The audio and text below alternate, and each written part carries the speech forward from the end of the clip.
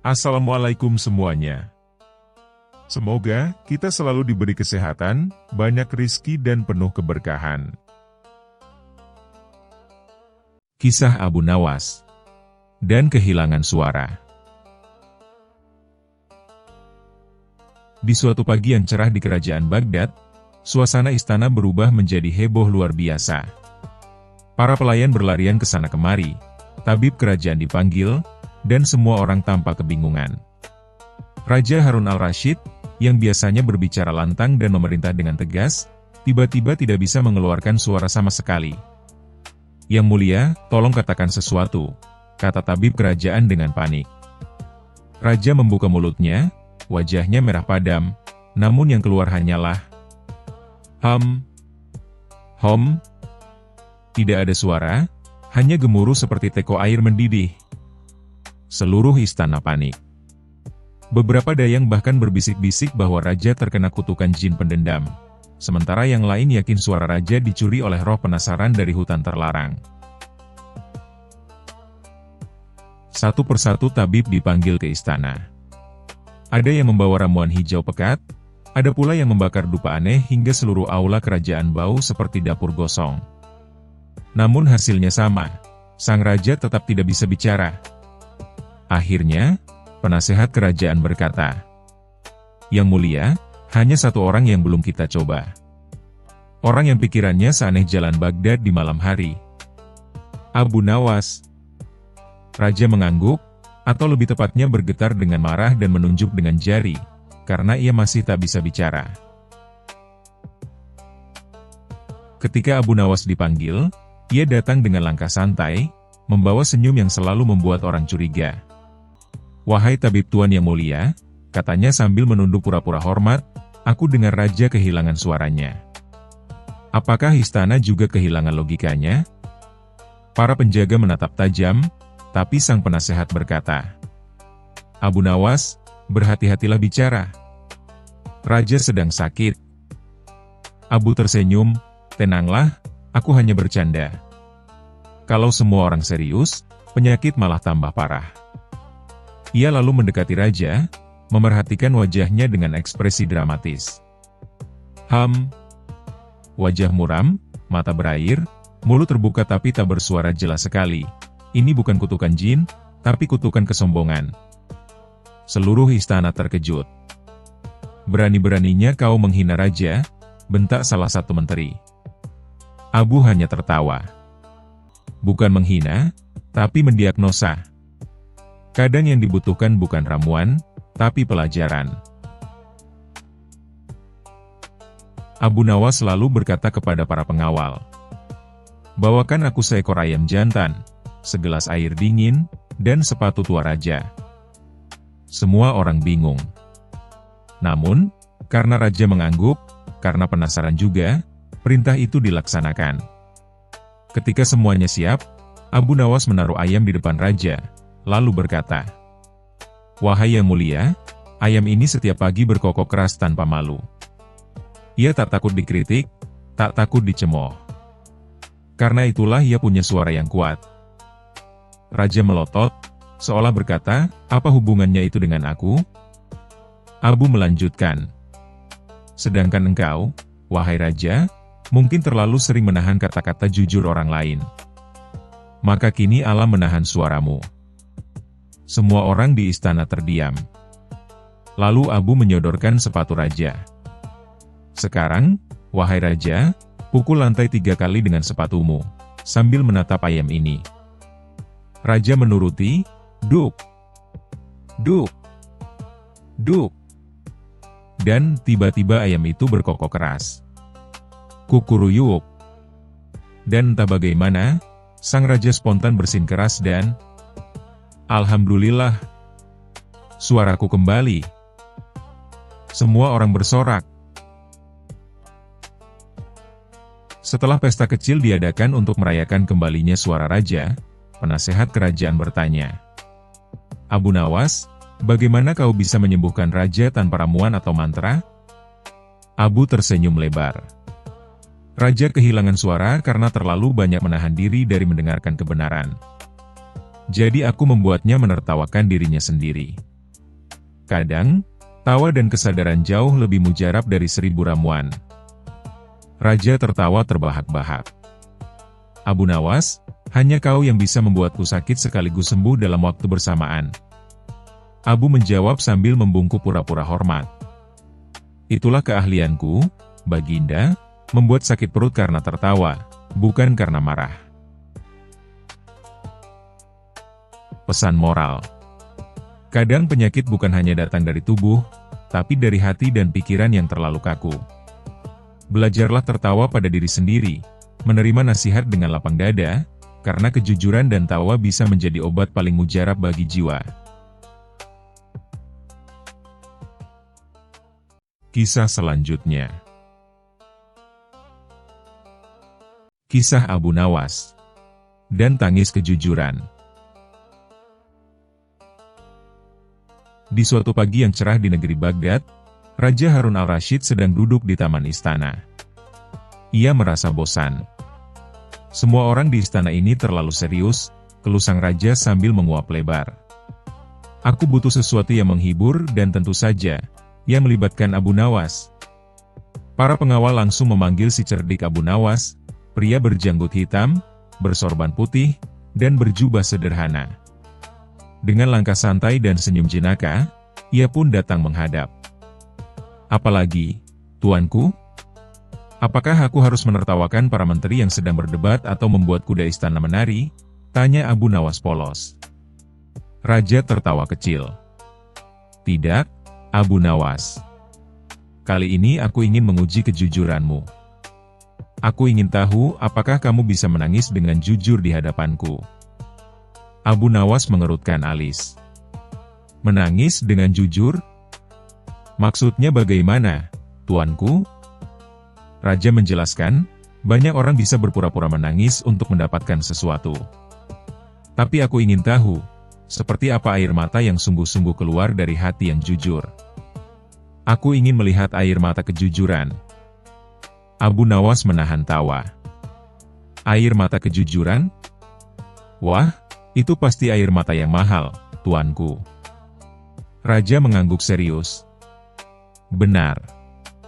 Barang siapa bisa memperlihatkan air mata kejujuran padaku, akan kuberi hadiah 1000 keping emas.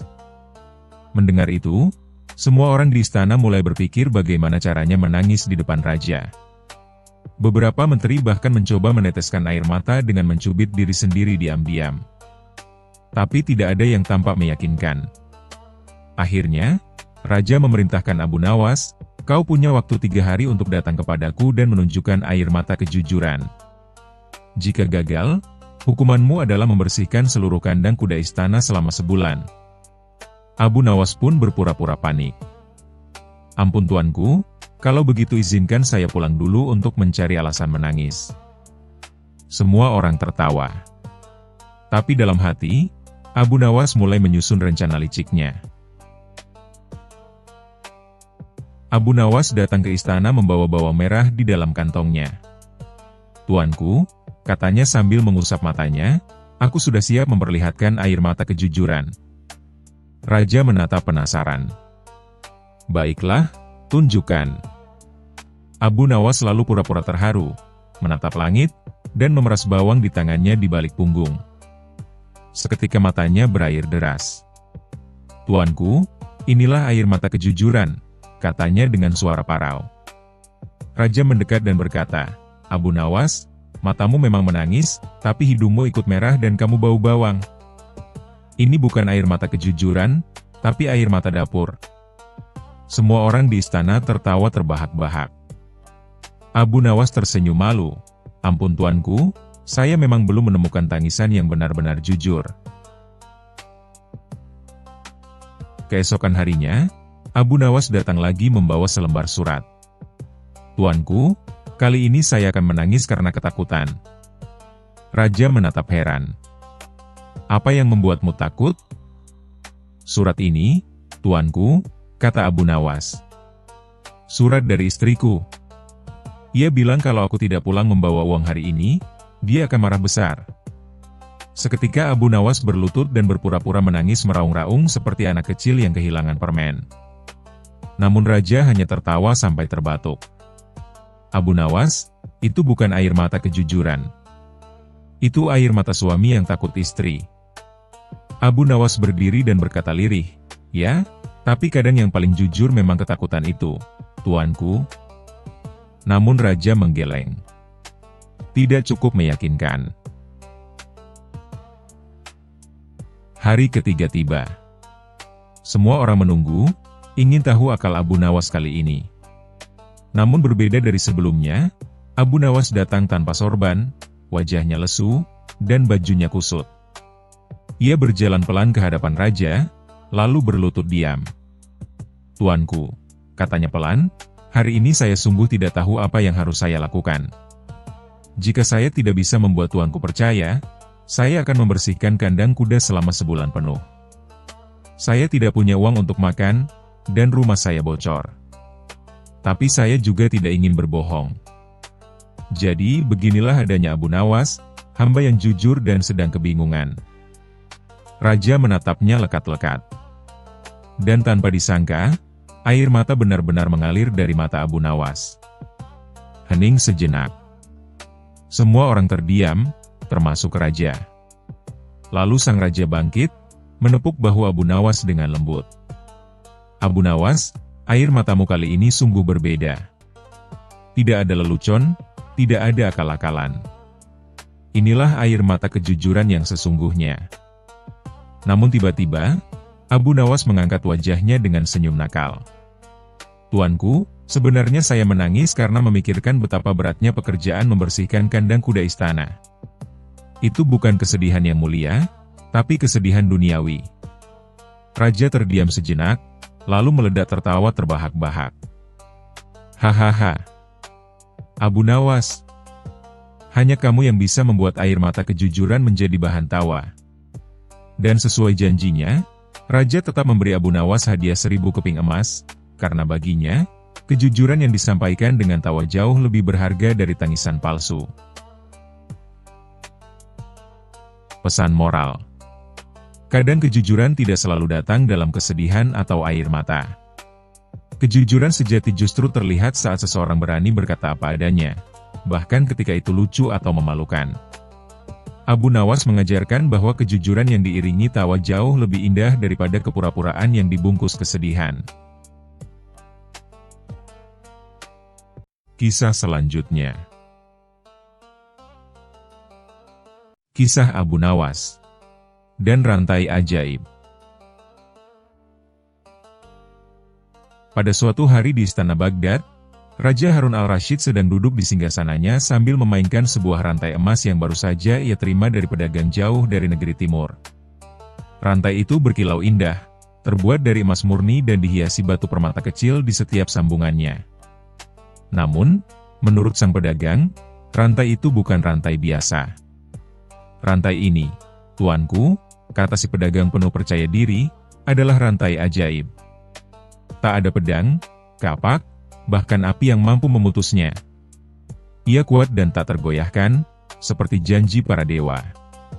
Raja yang terkenal suka hal-hal aneh dan ajaib pun tertarik. Ia segera menguji rantai itu di depan para pengawal. "Coba pukul dengan pedangmu," titah Raja. Para pengawal satu persatu mencoba. Pedang baja, kapak tajam, bahkan palu besi dipukulkan ke rantai itu.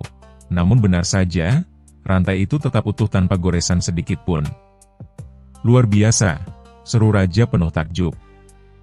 Rantai ini benar-benar tidak bisa diputus. Namun kemudian, seperti biasa, rasa penasaran Raja berubah menjadi tantangan untuk Abu Nawas. "Panggilkan Abu Nawas ke istana. Aku ingin melihat apakah otak liciknya bisa memutus rantai ini." Abu Nawas datang dengan wajah tenang, sorban putih melilit kepalanya, dan jubah sederhana menutupi tubuhnya. Ia menunduk hormat kepada Raja sambil tersenyum kecil. "Abu Nawas," ujar Raja dengan nada menggoda, "aku punya rantai ajaib yang tak bisa diputus oleh manusia manapun di muka bumi ini. Tapi karena kau terkenal paling licik dan paling pandai, aku ingin memberimu tugas, putuskan rantai ini tanpa merusaknya. Abu Nawas mengangkat alisnya. Tanpa merusak, tuanku? Bukankah jika kupotong artinya sudah rusak? Benar, jawab raja, jadi kau harus membuat rantai ini terpisah, tapi tidak rusak. Kalau kau gagal, kau akan tinggal di penjara selama seminggu. Para menteri dan pengawal tertawa mendengar tantangan itu. Nah, kali ini Abu Nawas pasti tak bisa lolos. Abu Nawas pura-pura berpikir keras. Ia menatap rantai itu lama sekali, mengelilinginya, menggoyang-goyangnya, lalu tiba-tiba berkata, "Tuanku, izinkan saya membawa rantai ini pulang semalam saja. Saya butuh waktu untuk memikirkannya." Raja mengizinkan, sambil menahan tawa. "Baik, tapi jangan coba-coba lari." Abu Nawas mengangguk, lalu membawa rantai itu pulang. Sepanjang jalan, ia tertawa pelan, "Hahaha, rantai yang tak bisa diputus," katanya. "Mari kita lihat." Keesokan paginya, Abu Nawas datang kembali ke istana dengan membawa rantai itu. Raja tersenyum penuh keyakinan. "Nah, Abu Nawas, sudahkah kau memutus rantai itu?" Abu Nawas meletakkan rantai itu di hadapan raja dengan santai. "Sudah, tuanku." Raja menatap. Rantai itu kini terbagi menjadi dua bagian. Namun anehnya, tidak ada bekas potongan sama sekali. Setiap mata rantai tampak utuh, seperti tidak pernah disentuh alat apapun. Raja dan semua orang terkejut. "Bagaimana bisa? Kau memutus rantai ini, tapi tidak merusaknya?" Abu Nawas tersenyum lebar dan berkata, "Sederhana saja, tuanku. Saya tidak memutus rantai ini dengan pedang, api, atau alat apapun. Saya hanya membuka satu sambungan kecil di ujung rantai, kemudian mengeluarkan satu mata rantai, dan menyambungnya kembali menjadi dua rantai kecil yang utuh. Jadi rantainya tidak rusak, hanya saya ubah menjadi dua." Raja terdiam sejenak, lalu menepuk dahinya sambil tertawa terbahak-bahak. "Abu Nawas, hanya kau yang bisa berpikir seperti itu. Aku berkata, putus tanpa merusak, dan kau melakukannya dengan cara paling licik." Para menteri pun ikut tertawa. Ada yang sampai menepuk lutut, ada juga yang geleng-geleng kepala. Raja kemudian berkata sambil menahan tawa, "Baiklah, Abu Nawas. Karena otakmu lebih tajam daripada pedang manapun di istana ini, kau berhak mendapatkan hadiah." Abu Nawas berterima kasih sambil tersenyum. "Terima kasih, tuanku. Dan sebagai gantinya, saya sarankan agar rantai itu disebut rantai Abu Nawas, karena ternyata satu-satunya hal yang tak bisa memutusnya hanyalah akal sehat raja sendiri." Semua orang tertawa terbahak-bahak, termasuk raja yang akhirnya mengakui. Benar, Abu Nawas. Kadang sesuatu yang tampak mustahil bisa diselesaikan hanya dengan cara berpikir yang berbeda. Pesan moral: jangan langsung percaya bahwa sesuatu mustahil hanya karena terlihat sulit. Kadang, bukan kekuatan atau alat yang dibutuhkan untuk menyelesaikan masalah, melainkan akal, logika, dan sedikit kelicikan yang cerdas. Dan seperti Abu Nawas, selalu ada jalan keluar, asal mau berpikir dengan cara yang tak biasa. Kisah selanjutnya. Kisah Abu Nawas dan cinta dari negeri seberang. Pada suatu hari yang cerah di Baghdad, Abu Nawas sedang duduk di bawah pohon kurma di dekat pasar. Ia menikmati angin sore sambil memandangi awan yang bentuknya aneh-aneh. Namun tiba-tiba, seekor burung merpati pos hinggap di bahunya sambil membawa gulungan surat bersegel emas. Abu Nawas yang penasaran langsung membukanya. Untuk Abu Nawas, orang paling cerdas di Baghdad, bunyi tulisan di awal surat. Di dalamnya tertulis, "Aku adalah Putri Laila dari negeri jauh, negeri yang terkenal dengan danau emas dan taman melayang. Aku mendengar tentang kecerdikanmu dan ingin bertemu. jika kau datang membawa hadiah paling indah dari Baghdad, aku akan mempertimbangkan untuk menjadi sahabat sekaligus calon pendampingmu. Abu Nawas melotot, lalu terkekeh. Wah, ini pasti jebakan antara cinta dan tipu daya. Tapi, siapa tahu aku bisa dapat makan gratis dari kerajaan jauh, katanya sambil tertawa. Keesokan harinya, Abu Nawas menyiapkan perjalanannya. Ia tidak membawa emas, permata, atau hadiah mahal. Yang ia bawa hanya satu karung, isi angin Baghdad. Ya, Abu Nawas menutup karung itu rapat-rapat dan menulis di luar karung, hadiah paling berharga dari Baghdad. Orang-orang pasar heran. Abu Nawas, apa kau gila? Putri Laila pasti marah kalau hanya diberi karung kosong. Abu Nawas menjawab santai, ah, kalian tidak paham. Kadang yang tak terlihat justru yang paling berharga. Setelah menempuh perjalanan berhari-hari melewati padang pasir, hutan kurma, dan jembatan rapuh di atas sungai, ia akhirnya tiba di negeri Laila. Negeri itu indah sekali, istana berkilau, taman penuh bunga langka, dan air mancur yang mengalirkan aroma mawar.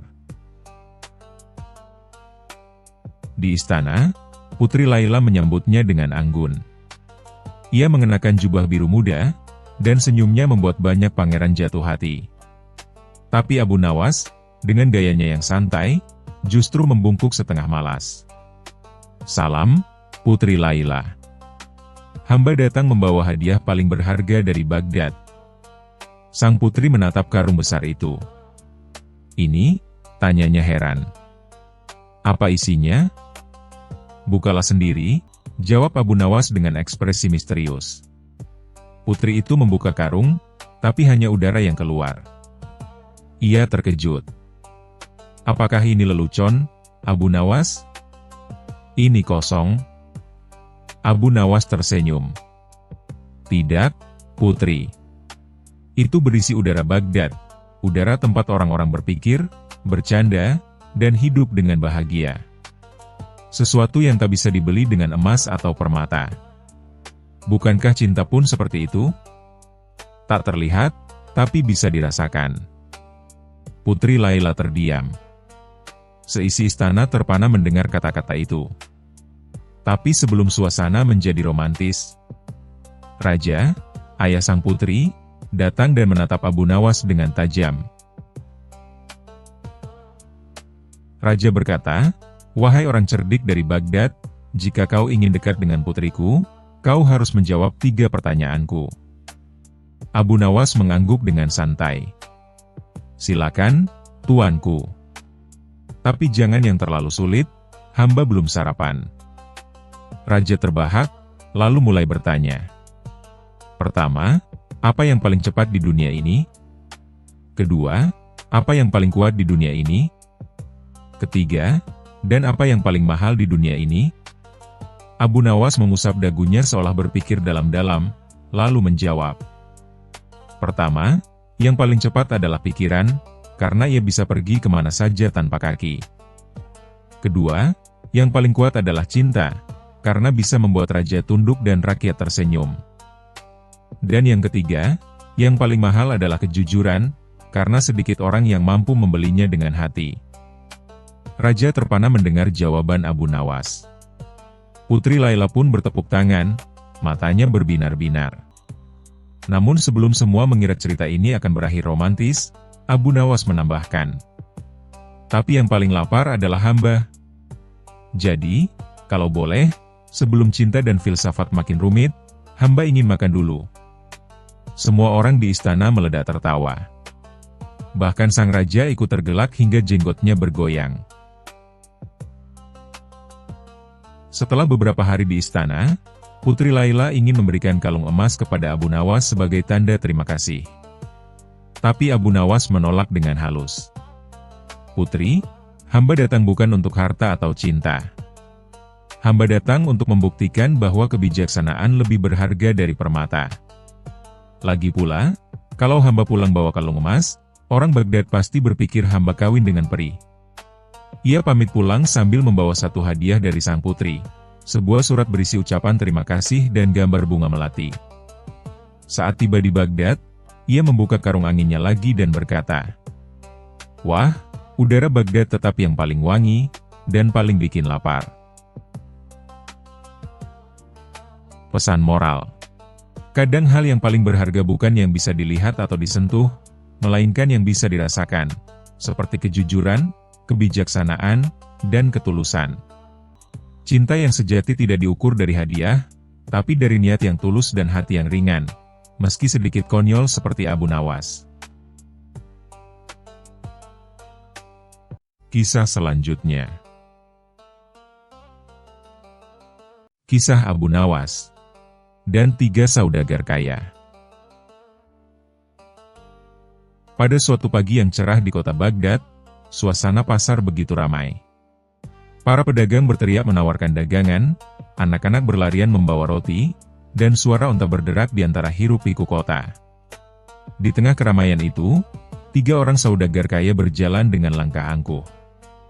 Yang pertama bernama Saudagar Karim, pemilik kapal dagang besar yang berlayar hingga ke India.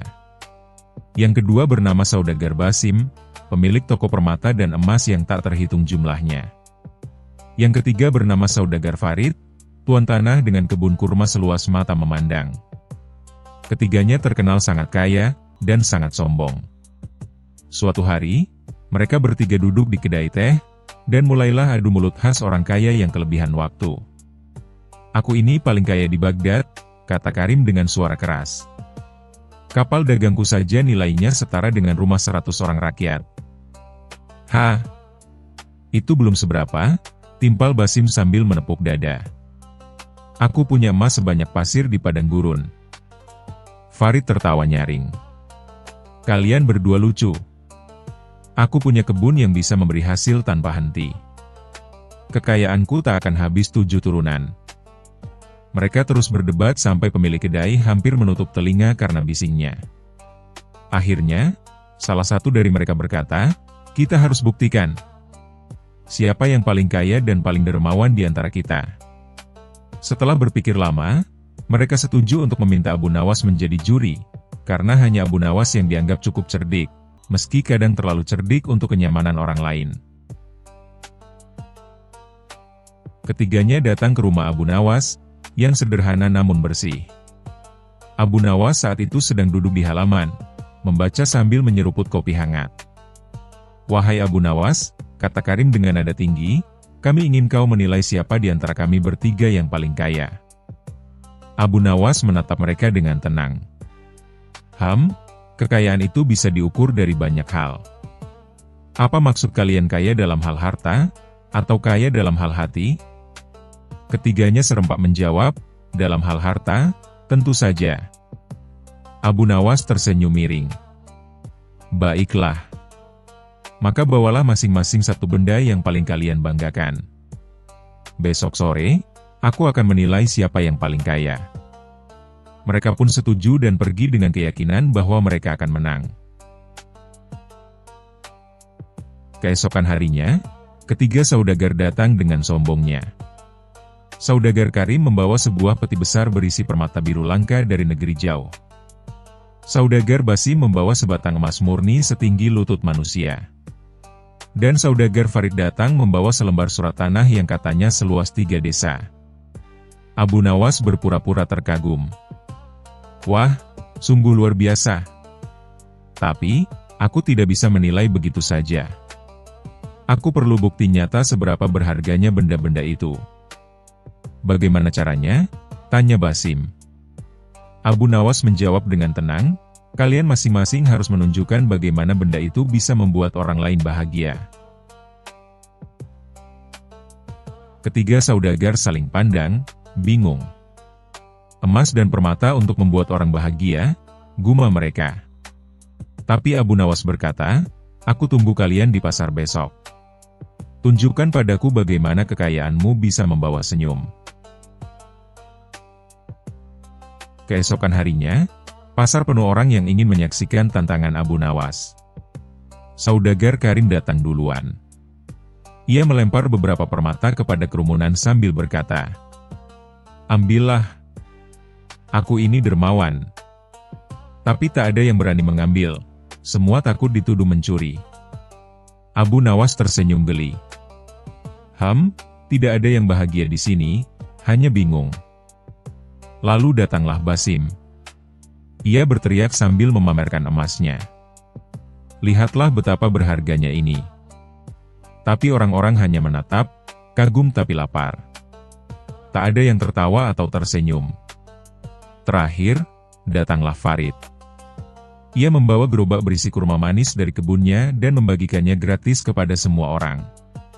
Anak-anak bersorak, ibu-ibu tersenyum, dan pasar pun riuh dengan tawa. Abu Nawas mengangguk. Nah, inilah kekayaan sejati.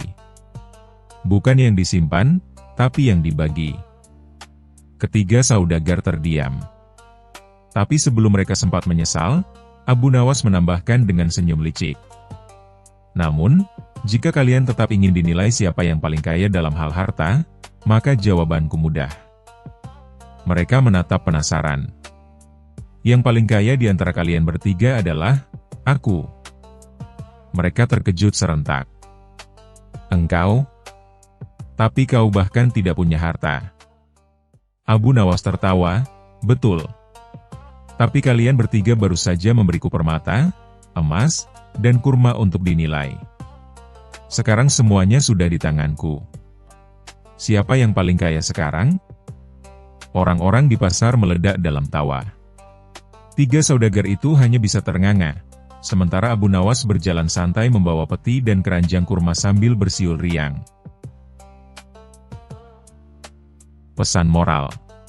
Kekayaan sejati bukan diukur dari banyaknya harta yang disimpan, melainkan dari seberapa besar manfaat yang bisa diberikan kepada orang lain.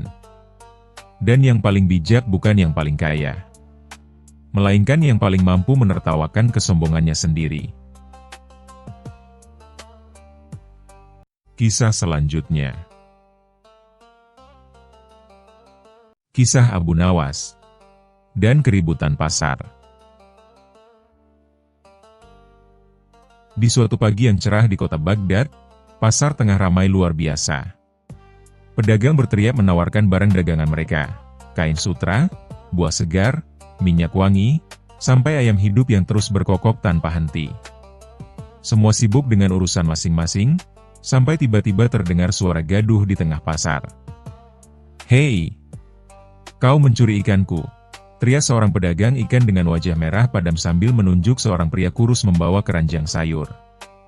Pria kurus itu pun membalas dengan nada tinggi, "Aku cuma lewat." "Ikanmu jatuh sendiri." Dalam sekejap, orang-orang berkerumun. Ada yang menonton sambil makan kacang, ada pula yang berteriak, "Pukul saja pencurinya." Situasi makin panas, hingga akhirnya datanglah Abu Nawas, si cerdik dari Baghdad, yang kebetulan baru saja membeli roti dan susu kambing. Melihat keributan itu, ia menghela napas panjang. "Wah, kalau aku tidak turun tangan, bisa-bisa pasar ini berubah jadi arena gulat," gumamnya sambil menyelipkan roti ke saku jubahnya. Pedagang ikan berteriak, "Abu Nawas, kau terkenal bijak. Tolong adili orang ini. Dia mencuri 3 ekor ikan segar milikku." Pria kurus itu langsung protes, "Tidak benar. Aku cuma lewat, dan tiba-tiba ikan itu jatuh dari meja. Mana mungkin aku mencurinya?"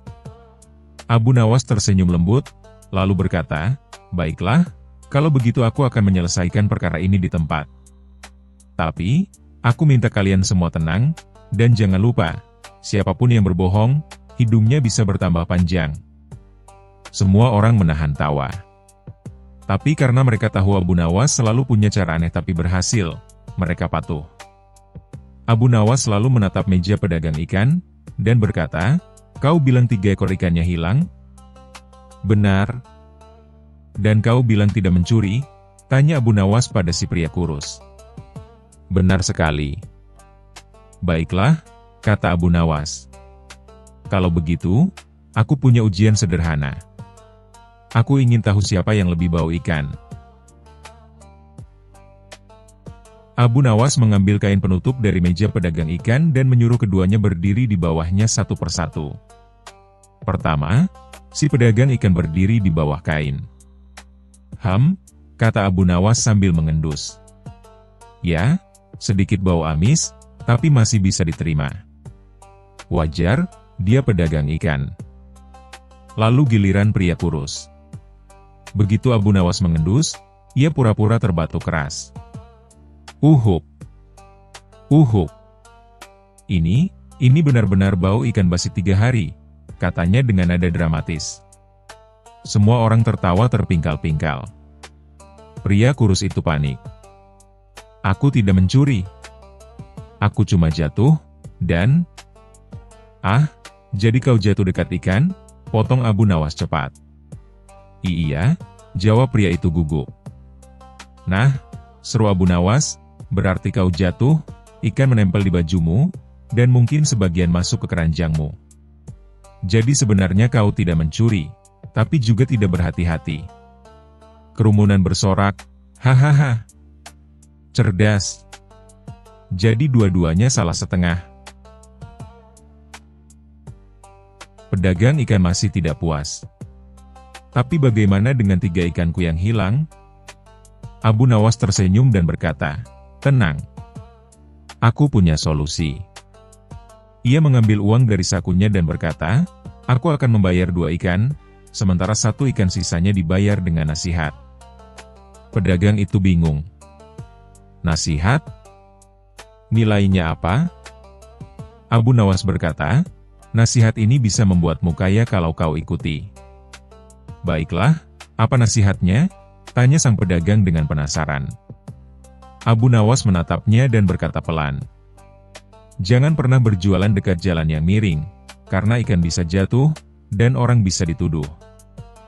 Semua orang tertawa terbahak-bahak lagi. Bahkan pedagang ikan pun akhirnya tersenyum malu. Baiklah, Abu Nawas. Aku mengaku, ini memang sebagian salahku juga.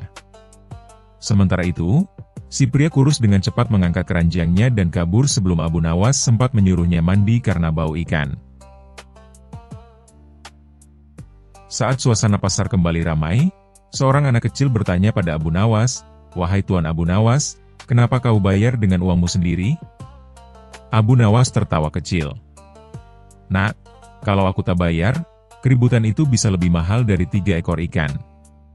Lagi pula, lebih baik kehilangan uang sedikit daripada kehilangan ketenangan pasar. Anak itu mengangguk sambil terkekeh, berarti kau rugi sedikit tapi lucu banyak. Betul, kata Abu Nawas sambil mengedipkan mata. Semua orang tertawa lagi, dan hari itu pasar Baghdad kembali ramai. Tapi kali ini penuh tawa, bukan amarah.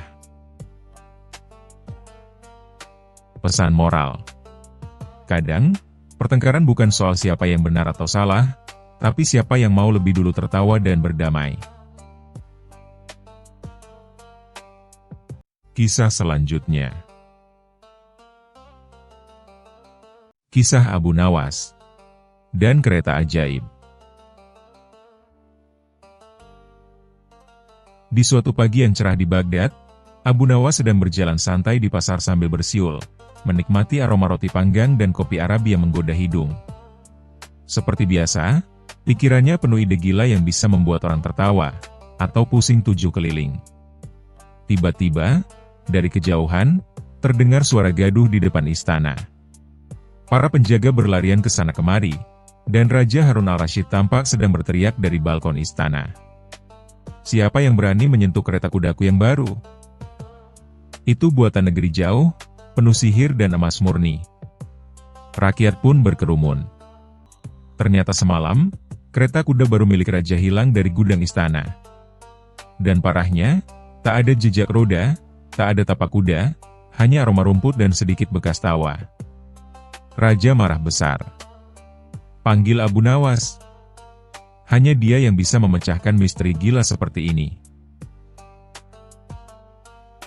Beberapa jam kemudian, Abu Nawas datang dengan langkah santai, jubah putihnya berkibar, wajahnya tenang seperti biasa. Tuanku yang mulia, katanya sambil menunduk sopan, apakah kereta itu benar-benar hilang, atau mungkin sedang berjalan-jalan sendiri? Raja mengerutkan dahi. Bagaimana maksudmu? Abu tersenyum nakal. Kereta itu kereta ajaib, bukan? Siapa tahu, ia bosan diparkir terus di gudang. Semua penjaga menahan tawa. Tapi raja menatap tajam. Jangan bercanda, Abu Nawas. Kereta itu hadiah dari Raja Persia. Jika kau tak menemukannya dalam 3 hari, kau akan naik ke kereta itu, menuju penjara. Abu menelan ludah. Baik, tuanku. 3 hari. Tapi saya butuh sesuatu. Apa?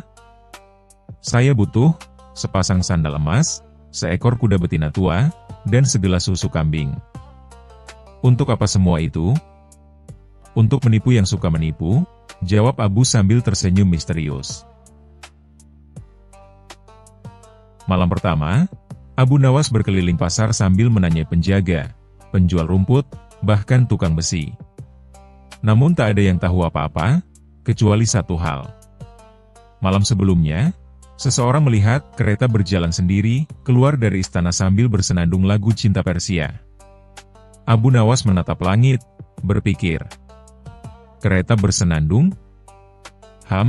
Sepertinya bukan kereta yang ajaib, tapi si penjahat yang terlalu romantis. Abu Nawas selalu menyiapkan rencana. Ia menaruh kuda betina tua di jalan dekat hutan, dan ia sendiri bersembunyi di balik semak dengan sandal emasnya. Tengah malam, angin berhembus lembut, dan klik-klak-klik-klak. Suara roda mendekat. Abu mengintip, dan benar saja. Sebuah kereta emas berkilau berjalan pelan tanpa kusir, seolah hidup sendiri.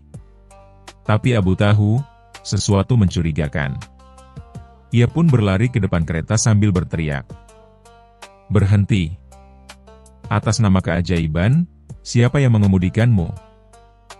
Tiba-tiba terdengar suara dari balik jendela kereta. Jangan ribut, Abu Nawas. Ini rahasia. Abu terkejut. Ia membuka tirai, dan muncullah wajah menteri kerajaan yang selama ini dikenal sangat serakah. Menteri, apa yang kau lakukan? Menteri itu panik. Abu, tolong jangan bilang raja. Aku cuma ingin mencoba keretanya semalam. Tapi ternyata aku malah tersesat. Kereta ini benar-benar ajaib, jalannya sendiri. Abu tertawa sampai hampir jatuh. Jadi kau tidak mencurinya, hanya diculik oleh kereta ajaib, begitu? Benar. Aku bersumpah. Keesokan harinya, Abu Nawas datang menghadap raja. Tuanku, kereta ajaib tuanku sudah ditemukan. Raja terkejut dan gembira. Bagus. Di mana kau menemukannya? Abu tersenyum licik. Kereta itu sedang jalan-jalan malam bersama seseorang yang tidak bisa tidur karena terlalu cinta pada benda-benda berkilau. Raja bingung. Maksudmu siapa? Saat itulah 2 penjaga membawa masuk menteri yang malu, masih menunduk dan wajahnya merah seperti tomat rebus. Raja tertawa terbahak-bahak. Jadi kau, wahai menteri, yang diculik kereta ajaibku? Semua yang hadir di aula istana pun tertawa keras sampai air mata keluar. Sebagai hadiah, Raja memberi Abu Nawas 1 kuda istimewa. Tapi tentu saja, kuda itu tidak ajaib. Namun Abu tetap bangga, sambil berkata, kereta ajaib mungkin bisa berjalan sendiri, tapi kuda pemberian Raja bisa membawaku ke warung kopi lebih cepat. Raja tertawa terpingkal-pingkal, dan seluruh istana kembali tenang.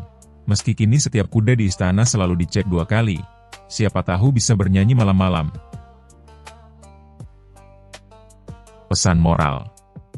Kadang sesuatu terlihat ajaib bukan karena sihir, tapi karena ulah manusia yang terlalu penasaran, dan sedikit terlalu serakah. Dan di dunia Abu Nawas, yang ajaib bukanlah kereta kudanya, tapi cara berpikirnya yang selalu bikin orang tertawa dan berpikir sekaligus.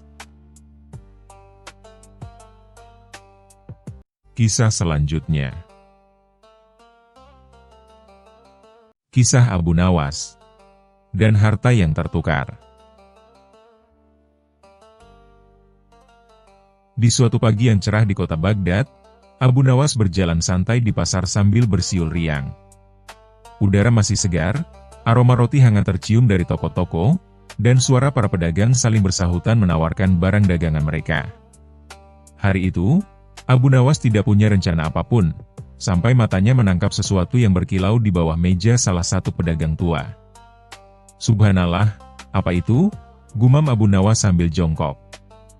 Ia menemukan sebuah kantong kulit yang berat dan tampak mahal. Setelah dibuka sedikit, ia terkejut, penuh dengan emas murni. Namun, Abu Nawas bukan orang yang serakah. Ia tahu, kalau bukan miliknya, sebaiknya dikembalikan. Maka ia pun membawa kantong itu ke rumah kepala pasar untuk diumumkan. Kabar tentang Abu Nawas menemukan kantong emas menyebar seperti api di padang rumput. Tak lama kemudian, datanglah seorang pedagang kaya bernama Haji Karim. Tubuhnya gemuk, janggutnya tebal, dan bajunya berlapis sutra mahal. "Itu pasti milikku," katanya dengan lantang. "Aku baru saja kehilangan kantong emas di pasar." Abu Nawas menatapnya dari ujung kepala hingga kaki. "Boleh saya tahu berapa banyak emas di dalamnya, Tuan?" tanyanya hati-hati. Haji Karim menjawab cepat, "Ya, tentu saja. Ada 50 keping emas." Abu Nawas mengangguk pelan lalu membuka kantong itu, menghitung, dan tersenyum kecil. Aneh. Di dalamnya ada 100 keping emas, bukan 50. Wajah Haji Karim memerah. Mungkin aku lupa." Ya, tentu saja 100. Abu Nawas mengelus janggutnya yang hitam sambil berkata, "Lucu sekali, Tuan. Emas bisa bertambah hanya karena lupa." Kerumunan orang di sekitar pun tertawa pelan. Beberapa saat kemudian, datanglah seorang pria miskin, berpakaian lusuh tapi wajahnya jujur dan cemas. Ia membawa secari kain sobek.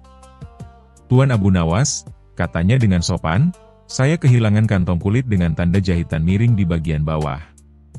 Di dalamnya ada 100 keping emas hasil menabung saya bertahun-tahun. Saya khawatir tidak akan bisa menikahkan anak saya kalau tidak ketemu." Abu Nawas langsung memperlihatkan kantong itu dan menunjukkan jahitan miring yang sama. "Apakah ini yang Tuan maksud?" Pria miskin itu hampir menangis. "Ya, itu milik saya," katanya dengan suara serak. Namun sebelum ia sempat mengambilnya, Haji Karim berteriak, "Jangan percaya dia. Dia penipu. Aku pemiliknya." Kerumunan semakin ramai. Semua mata tertuju pada Abu Nawas, menunggu keputusannya. Ia mengangkat tangannya, memberi tanda agar semua diam. "Baiklah," katanya tenang. "Kalau begitu, aku akan melakukan cara yang adil dan tak bisa disangkal." Lalu Abu Nawas menatap Haji Karim. "Tuan yang kaya, tolong jawab dengan jujur, kalau ini emas milikmu, apa yang ada di dalam kantong selain emas?" Haji Karim menjawab cepat, "Tidak ada. Hanya emas." Kemudian Abu Nawas menatap si miskin. "Bagaimana denganmu?" Pria itu menjawab lirih, "Saya menyimpan seutas tali merah di dalamnya agar kantong tidak mudah jatuh." Abu Nawas tersenyum lebar, membuka kantong, dan mengeluarkan seutas tali merah yang persis seperti yang dijelaskan. Kerumunan langsung bersorak. Abu Nawas memang luar biasa. Abu Nawas menatap Haji Karim dengan ekspresi geli. "Tuan yang kaya, sepertinya emas ini bukan milik Anda. Tapi jangan sedih, karena aku tetap akan memberimu sesuatu." Haji Karim mengangkat alis, setengah berharap. Abu Nawas kemudian mengambil kantong kecil berisi batu kerikil, lalu memberikannya sambil tersenyum. "Ini simbol agar Anda belajar, membedakan mana emas dan mana kebohongan." Kerumunan meledak tertawa, dan Haji Karim pergi dengan muka semerah tomat rebus. Pria miskin itu tersenyum penuh haru di depan Abu Nawas. "Saya tidak tahu bagaimana harus membalas kebaikanmu." Abu Nawas menepuk bahunya. "Gunakan emas itu dengan bijak. Tapi ingat, kadang yang tertukar bukanlah harta, melainkan hati manusia." Mereka tertawa bersama, dan dari kejauhan terdengar suara anak-anak memanggil nama Abu Nawas sambil bernyanyi. Abu Nawas, si otak pintar, penipu jadi gemetar, yang jujur jadi benar. Pesan moral. Kejujuran mungkin tampak sederhana, tapi di tangan orang yang cerdas seperti Abu Nawas, ia bisa menjadi pedang yang menebas kebohongan dengan tawa dan kebenaran. Kisah selanjutnya. Kisah Abu Nawas dan koin perak ajaib. Di sebuah pagi yang cerah di Baghdad, Abu Nawas berjalan santai di jalan pasar yang ramai. Ia baru saja membantu seorang tetangga memperbaiki atap rumahnya, dengan imbalan yang cukup unik. Bukannya uang, sang tetangga memberinya sebutir telur dan doa, "Semoga rezekimu berlipat ganda, Abu Nawas." Namun, bukan Abu Nawas namanya kalau tidak menemukan keberuntungan di tempat tak terduga. Saat melewati toko tukang besi, matanya tertuju pada sesuatu yang berkilau di antara debu jalanan. Ia memungut benda itu dan berkata pelan, koin perak? Wah, rezeki datang tanpa harus memanjat atap rupanya." Koin itu bersinar aneh di bawah sinar matahari. Terlihat biasa, tapi terasa berbeda. Abu Nawas mencoba menggigitnya, seperti kebiasaan orang zaman dulu untuk memastikan keaslian. Asli. Tapi rasanya agak aneh. Mungkin perak dari negeri jin? Ia pun menyimpannya di saku dan melanjutkan perjalanan. Perut Abu Nawas mulai berbunyi. Ia mampir ke toko roti langganannya. "Tuan Karim, roti gandum 1, tolong." "Baik, Abu Nawas." 1 koin perak, seperti biasa. Abu Nawas mengeluarkan koin perak yang baru ditemukan, menyerahkannya, lalu mengambil roti. Tapi belum sempat ia melangkah jauh, Tuan Karim berteriak kaget. "Abu Nawas, kau belum bayar." "Belum bayar? Bukankah aku sudah memberimu koin perak ini?" "Tapi koinmu hilang begitu saja dari tanganku." Mereka berdua memeriksa meja, lantai, bahkan saku Tuan Karim. Tak ada apapun. Anehnya, ketika Abu Nawas merogoh sakunya sendiri, koin perak itu kembali ke sana. Abu Nawas menatap koin itu dengan dahi berkerut. Apa-apaan ini? Koin ini seperti anak kecil yang tak mau jauh dari ibunya. Malam harinya, di rumah sederhana miliknya, Abu Nawas mencoba menguji keanehan itu. Ia meletakkan koin di meja, lalu menatapnya seperti ilmuwan sedang mengamati tikus percobaan. "Baiklah, koin aneh. Jika kau memang hidup, aku akan mengujimu." Ia menutup koin itu dengan mangkuk, lalu berjalan keluar sebentar. Ketika kembali, koin itu sudah tidak ada. Dan ketika ia menyentuh sakunya, "Astagfirullah, kau kembali lagi." Abu Nawas tergelak. Koin ini seperti anjing setia yang tak mau lepas dari majikannya. "Tapi kalau begitu, aku bisa kaya tanpa harus khawatir kehilangan uang." Keesokan harinya, Abu Nawas berjalan menuju istana. Ia mendapat ide yang, menurutnya, terlalu brilian untuk diabaikan. Ia datang menghadap Raja Harun al-Rasyid dengan wajah penuh semangat.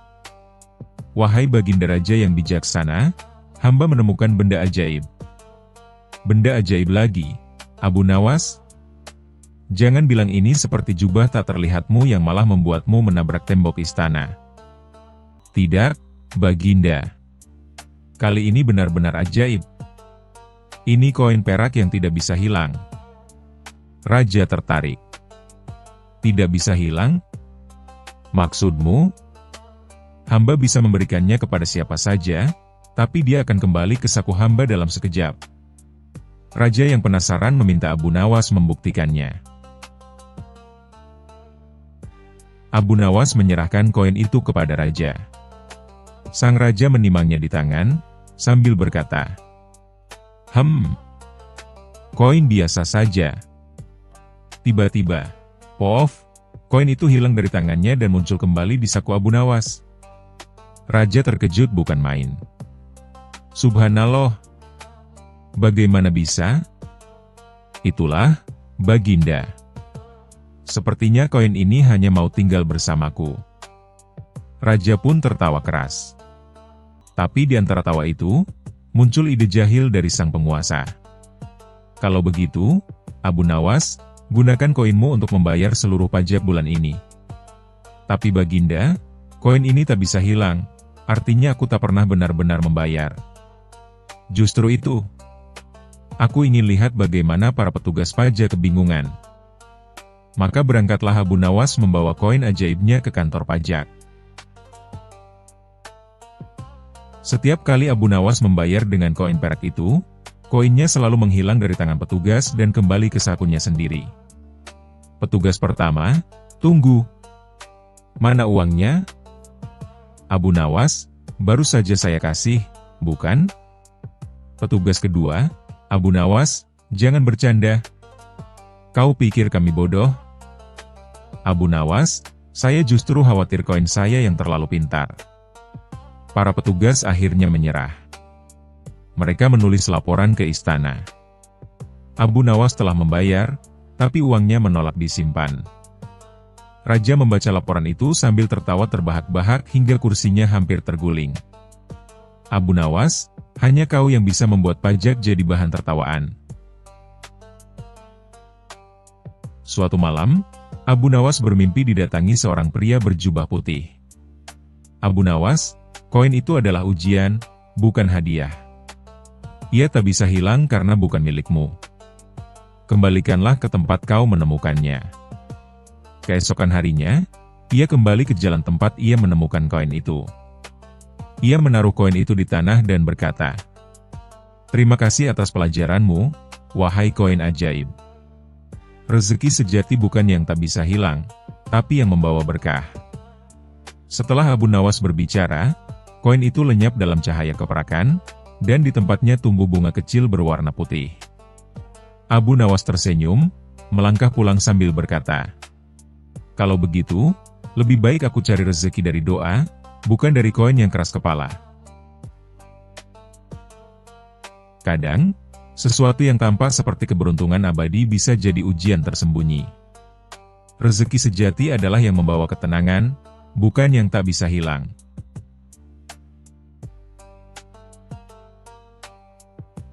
Kisah selanjutnya.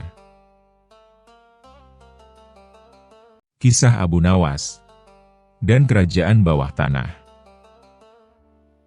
Kisah lucu, penuh keajaiban, dan tak terduga. Di suatu pagi yang cerah di kota Baghdad, Abu Nawas duduk santai di depan rumahnya sambil menyeruput teh hangat. Ia tampak tenang, tetapi pikirannya sibuk. Sudah seminggu ini ia tidak punya pekerjaan, dan perutnya mulai sering berbunyi tanpa izin. "Ah, kalau begini terus, aku bisa jadi kurus bukan karena ibadah, tapi karena kelaparan," gumamnya sambil mengelus perut. Tiba-tiba, seorang utusan kerajaan datang dengan tergesa-gesa. "Abu Nawas, Raja memanggilmu segera ke istana," katanya. Abu Nawas tersenyum lebar. "Aha, mungkin Raja ingin memberiku hadiah karena lama tak membuat lelucon padanya," ujarnya sambil menepuk dada bangga. Tapi begitu tiba di istana, wajah Raja terlihat sangat muram. "Abu Nawas," kata Raja dengan nada serius, "semalam halaman istanaku tiba-tiba berlubang besar. Lubang itu sangat dalam, dan setiap kali prajurit menurunkan obor, api itu padam begitu saja. Aku khawatir itu bukan lubang biasa." Abu Nawas mengelus janggutnya yang rapi. Kalau lubang itu padamkan api, bisa jadi di bawahnya ada dunia yang tidak suka cahaya. Mungkin dunia bawah tanah?" Raja membelalak. Kau pikir ada dunia bawah tanah di bawah istanaku? Abu Nawas tersenyum santai. Kalau ada dunia atas, kenapa tidak ada dunia bawah, Baginda? Raja menghela napas panjang. Baiklah, kalau begitu aku tugaskan kau menyelidikinya. Turunlah ke lubang itu, cari tahu apa yang ada di bawah sana, dan laporkan padaku. Abu Nawas menatap lubang besar itu dan menelan ludah. Tapi tentu saja, menolak perintah raja bukan pilihan.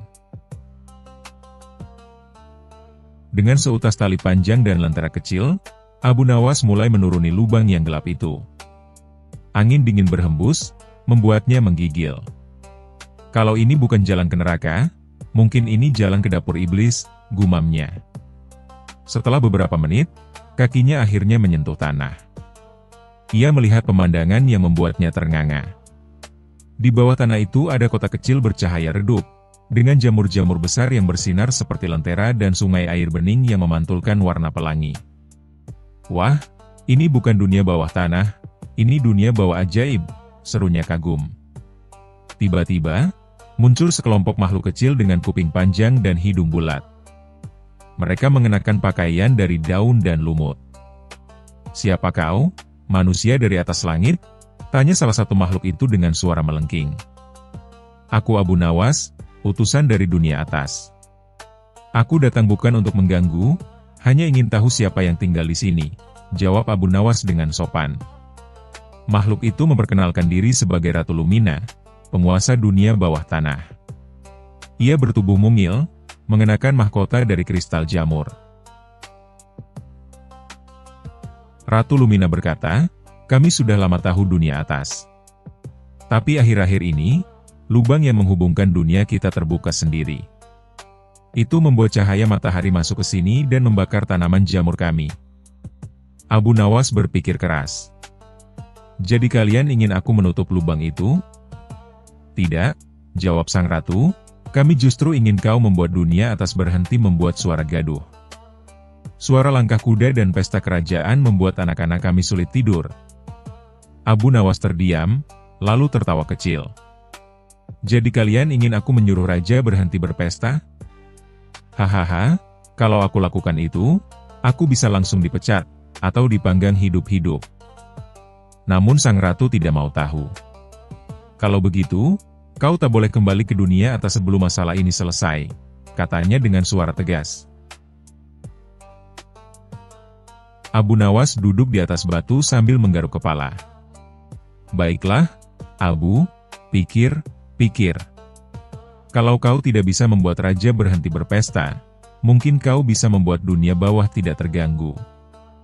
Lalu ia mendapatkan ide cemerlang. Ia mendatangi bengkel para makhluk bawah tanah yang pandai membuat alat. Di sana ia meminta dibuatkan penyaring suara raksasa dari jaring laba-laba bawah tanah dan daun jamur tebal. Letakkan ini di bawah lubang, katanya pada para pekerja. Dengan alat ini, suara dari atas tidak akan turun, dan suara dari bawah tidak akan naik. Mereka bekerja semalaman. Saat pagi datang di dunia atas, raja mengintip ke dalam lubang dan berseru, Abu Nawas, apakah kau masih hidup di bawah sana? Tiba-tiba terdengar suara Abu Nawas dari bawah, masih hidup, Baginda. Tapi jangan berteriak, suaramu bisa bikin jamur pingsan. Setelah penemuan itu selesai, Ratu Lumina menghadiahkan Abu Nawas sebuah batu bercahaya yang bisa membuat gelap menjadi terang tanpa api. Sebagai tanda terima kasih, bawalah ini. Tapi jangan bilang pada siapapun tentang dunia kami. Abu Nawas mengangguk. Tenang saja, Ratu. Aku pandai menyimpan rahasia, kecuali kalau ada makanan gratis. Ratu tertawa geli, lalu membantu Abu Nawas kembali ke atas tanah. Saat ia keluar dari lubang, raja langsung menyambutnya. Bagaimana, Abu Nawas? Apa yang ada di bawah sana? Tanya raja penasaran. Abu Nawas menjawab sambil tersenyum licik, di bawah sana ada kerajaan jamur, Baginda. Tapi mereka marah karena suara musik istana terlalu keras. Raja kaget. Serius? Apa yang harus kulakukan? Tenang saja, Baginda. Aku sudah pasang peredam suara raksasa dari jaring laba-laba ajaib. Tapi kalau Baginda ingin aman, jangan berpesta lebih dari 3 hari berturut-turut, kata Abu Nawas sambil menahan tawa. Raja manggut-manggut serius, mengira Abu Nawas benar-benar berurusan dengan makhluk ajaib. Beberapa hari kemudian, Raja mendapati bahwa halaman istana tampak lebih sejuk dan tenang. Ia memuji Abu Nawas di depan seluruh pengawal. Abu Nawas, kau benar-benar luar biasa. Aku akan memberimu hadiah besar, kata Raja. Abu Nawas tersenyum sambil mengangkat tangan. Baginda, aku tak butuh hadiah. Aku hanya minta satu hal. Apa itu? Tanya Raja. Jangan sekalipun menggali lubang di istana. Karena kalau lubang itu terbuka lagi, makhluk bawah tanah bisa datang menagih hutang pesta.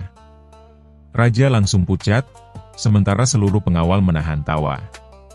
Dan sejak hari itu, setiap kali istana berpesta, Raja memastikan musiknya tak terlalu keras, bukan karena takut mengganggu tetangga, tapi karena takut membangunkan kerajaan bawah tanah Abu Nawas. Kisah selanjutnya. Kisah Abu Nawas dan mimpi aneh.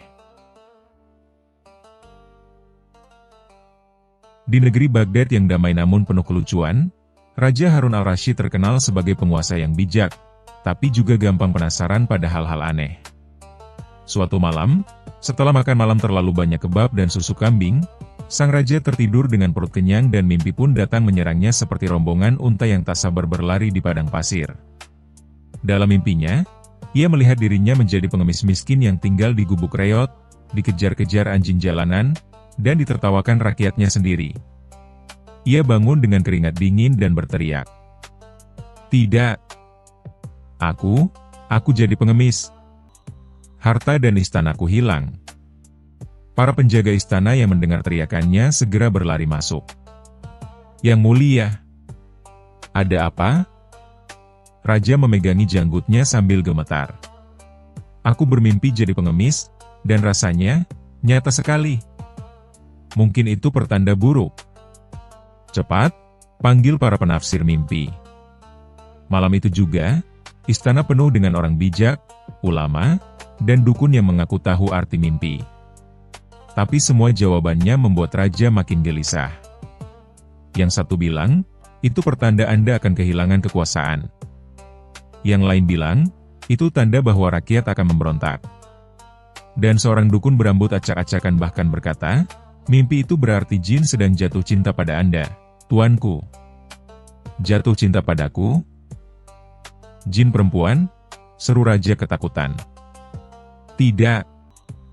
Aku tidak mau menikah dengan jin. Usir semua dukun itu.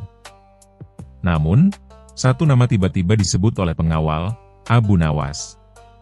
Raja langsung bersinar wajahnya. Benar. Panggil Abu Nawas. Kalau dia yang bicara, pasti ada logikanya, walau logika yang membuat kepalaku pening. Keesokan paginya, Abu Nawas datang dengan langkah santai, memakai sorban putih, jubah bersih, dan senyum licik khasnya. Ia memberi salam dan berkata, Wahai Baginda, siapa yang membuat wajah mulia ini terlihat seperti kambing yang baru kehilangan rumput? Raja menghela napas panjang. Abu Nawas, aku bermimpi aneh semalam. Aku jadi pengemis miskin, tidur di jalanan, dan semua orang menertawakanku. Abu Nawas menatap serius sebentar, lalu tersenyum. Lalu apa yang membuatmu takut, wahai Raja? Karena itu terasa nyata.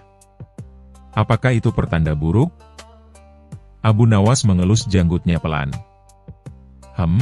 Mungkin saja bukan pertanda buruk, melainkan peringatan halus. Mungkin Tuhan ingin Baginda tahu bagaimana rasanya menjadi rakyat yang miskin dan lapar. Raja terdiam. Mungkin benar, tapi kenapa rasanya seperti sungguhan? Aku benar-benar merasa hidup di sana. Abu Nawas menatap langit-langit istana seolah sedang menghitung laba-laba. Baginda, boleh aku bertanya sesuatu? saat Baginda bermimpi jadi pengemis, apakah Baginda membawa seluruh perbendaharaan istana di dalam mimpi itu? Tidak, tentu saja tidak. Apakah Baginda membawa perhiasan atau makanan mewah? Tidak juga. Lalu kenapa sekarang Baginda takut seolah mimpi itu benar-benar bisa mencuri harta benda dunia nyata? Baginda hidup di dunia, bukan di dunia mimpi. Kalau begitu, mungkin Baginda terlalu serius bahkan saat tidur. Raja memutar bola matanya. Jadi maksudmu aku harus bersikap santai meskipun sedang mimpi jadi pengemis? Benar, tuanku, kata Abu Nawas sambil tersenyum lebar. Bahkan dalam mimpi, seorang raja tetap bisa bahagia asal tahu cara tertawa pada dirinya sendiri. Beberapa malam kemudian, Raja penasaran dan berkata dalam hati, "Aku akan tidur lagi dan membuktikan kalau aku tidak takut mimpi itu." Namun begitu matanya terpejam, mimpi aneh kedua datang lebih parah. Kali ini ia bukan hanya jadi pengemis, tapi juga sedang ditangkap penjaga karena dituduh mencuri roti. Ia berteriak dalam mimpi, "Aku Raja Harun. Aku tidak mencuri." Tapi semua orang malah tertawa dan berkata, "Kalau kau raja, aku ini nabi." Ketika terbangun, Raja mendapati dirinya memegangi bantal sambil berteriak, "Ampunilah aku." Seluruh penjaga kembali panik. "Tuanku, mimpi lagi?" Raja mengangguk lemas. Aku dituduh mencuri roti. Bahkan dalam mimpi pun aku tidak dihormati." Maka Abu Nawas kembali dipanggil.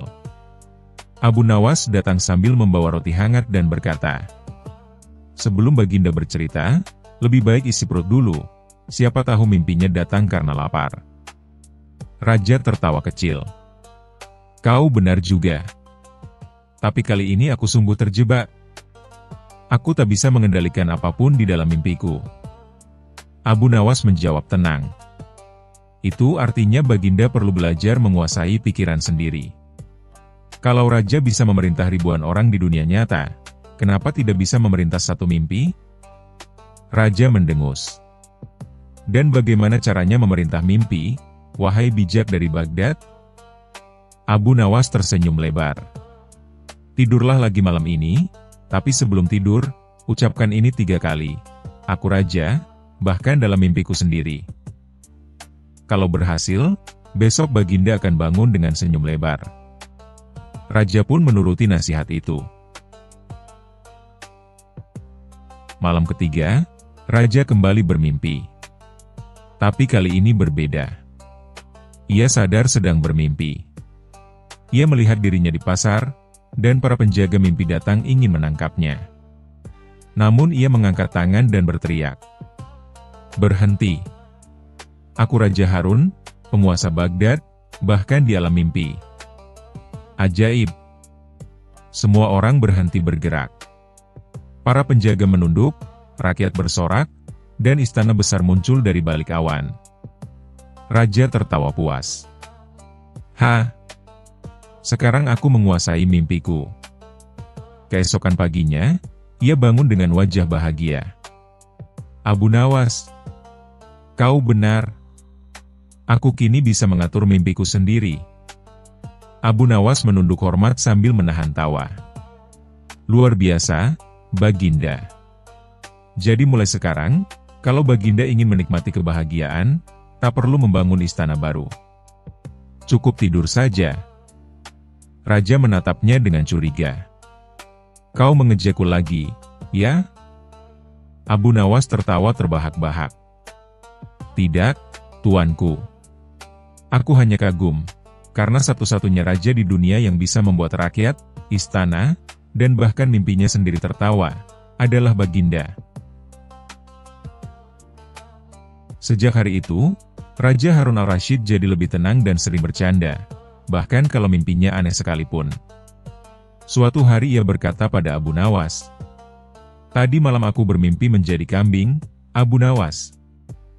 Abu Nawas menjawab cepat, "Wah, kalau begitu Baginda jangan makan rumput saat sarapan, nanti mimpi itu jadi kenyataan." Raja dan seluruh istana pun tertawa terpingkal-pingkal. Dan begitulah, sejak hari itu, Mimpi buruk raja berubah menjadi bahan tertawaan di seluruh Baghdad, berkat kecerdikan si Abu Nawas yang selalu tahu cara membuat masalah jadi lelucon. Kadang mimpi buruk hanyalah cermin dari kekhawatiran kita sendiri.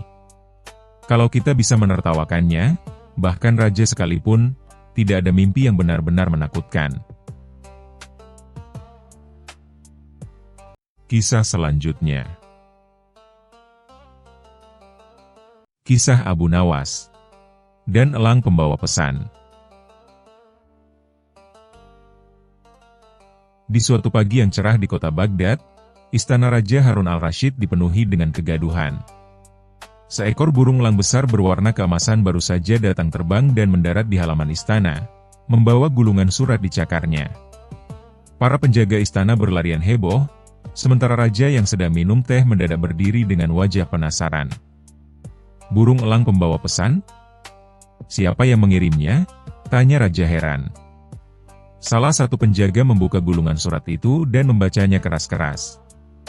Yang mulia Raja Baghdad, izinkan saya mempersembahkan hadiah terbesar sepanjang masa. Elang cerdas pembawa pesan, ciptaan seorang jenius bernama Hakim Jalal. Raja yang memang gemar dengan hal-hal unik langsung berseru. Luar biasa. Bayangkan kalau elang ini bisa mengantar surat kemana saja tanpa tersesat. Tak perlu utusan, tak perlu kuda. Hebat. Namun raja juga terkenal sebagai orang yang mudah penasaran dan sedikit usil. Ia memutuskan untuk menguji kecerdasan elang itu sendiri. Raja menulis surat singkat untuk Perdana Menteri dan mengikatnya di kaki elang. Terbanglah, wahai elang bijak. Antarkan surat ini kepada Perdana Menteri, katanya sambil menunjuk arah barat. Elang itu mengangguk, ya, mengangguk, dan terbang tinggi dengan gagah. Semua orang bersorak kagum. Namun 2 jam kemudian, elang itu kembali dengan surat yang basah dan penuh noda lumpur. Raja membuka surat itu dengan penasaran, dan ternyata Perdana Menteri belum menerimanya. Surat itu justru bertuliskan, salam dari penjual ikan pasar timur. Tolong jangan kirim burung ke sini lagi. Ia menjatuhkan surat di ember ikan asin saya. Raja langsung menepuk dahinya. Burung ini lebih cocok jadi pengantar ikan, bukan pengantar surat, katanya kesal. Namun penasaran raja belum hilang. Maka ia memanggil orang yang paling pandai mengakali hal mustahil, Abu Nawas. Abu Nawas datang dengan langkah santai, sorban putihnya berayun, janggutnya tersenyum bersama wajah yang tampak siap menertawakan dunia. Yang mulia, elang ini tampaknya butuh sedikit pendidikan istimewa, kata Abu Nawas. Raja mengangkat alis. Kau bisa melatihnya? Bisa. Tapi dengan satu syarat, jawab Abu Nawas. Apa itu? Saya ingin diberi izin bicara langsung dengan elang ini. Kadang hewan lebih mudah diajak bicara daripada manusia. Raja tertawa. Baiklah, asal jangan kau ajari elang ini berbohong seperti dirimu. Abu Nawas mendekati elang itu, menatap matanya dalam-dalam, lalu berbisik dengan gaya seperti guru bijak. Wahai elang, kalau kau ingin dianggap pintar, jangan hanya terbang tinggi. Kau juga harus tahu arah. Kalau salah arah, yang dikirim bukan pesan, tapi masalah. Elang itu mengeluarkan suara "kraaat", seolah mengerti. Abu Nawas kemudian mengikat surat baru di kakinya. Kali ini, kirim surat ke rumahku sendiri, katanya santai. Elang itu terbang melesat. Semua menunggu. 5 menit, 10 menit, lalu tiba-tiba terdengar suara ribut di luar istana. Seorang pedagang roti berteriak. Siapa yang melempar surat ke tungku roti saya? Ketika diperiksa, ternyata surat Abu Nawas ditemukan terbakar separuh, dengan tulisan masih terbaca. Jika surat ini sampai padaku, berarti elang ini cerdas. Raja tertawa terbahak-bahak sampai hampir tersedak kurma. Abu Nawas, elangmu bukan pengantar pesan, tapi pengantar asap. Namun Abu Nawas tetap tenang. Ia menatap raja dan berkata, baiklah, dia masih belajar. Mari kita buat lebih mudah. Abu Nawas menulis surat berisi pesan lucu untuk raja. Yang mulia, jika burung ini membawa surat ini kembali kepada Anda, berarti ia benar-benar mengerti siapa majikannya. Surat diikat di kaki elang, lalu dilepaskan. Elang itu terbang dengan anggun ke langit biru. Lalu hilang. 1 jam. 2 jam. 3 jam berlalu. Tidak ada kabar. Raja mulai kesal. Abu Nawas, burungmu hilang. Abu Nawas tersenyum. Tidak, Yang Mulia. Burung itu hanya sedang mencari jati diri. Malam tiba. Tiba-tiba terdengar ketukan di jendela istana. Elang itu datang lagi, tapi kali ini membawa 2 surat. Yang pertama dari tukang jahit, berbunyi, "Elang Anda mampir dan mencuri pita saya. Sebagai gantinya, saya ikatkan surat ini agar tidak sia-sia." Yang kedua dari Abu Nawas sendiri, dengan tulisan rapi, "Yang Mulia, saya takjub. Elang ini akhirnya menemukan saya di warung makan. Jadi, saya titip surat balasan langsung lewat dia." Raja tertawa terpingkal-pingkal hingga air matanya keluar. "Abu Nawas, aku menyerah. Elang ini bukan pembawa pesan, tapi pembawa hiburan." Namun Abu Nawas belum selesai. Ia berkata pelan, "Yang Mulia, meski elang ini tidak pandai mengirim surat, tapi lihatlah, ia berhasil membuat seluruh Baghdad tertawa. Bukankah itu pesan paling indah?"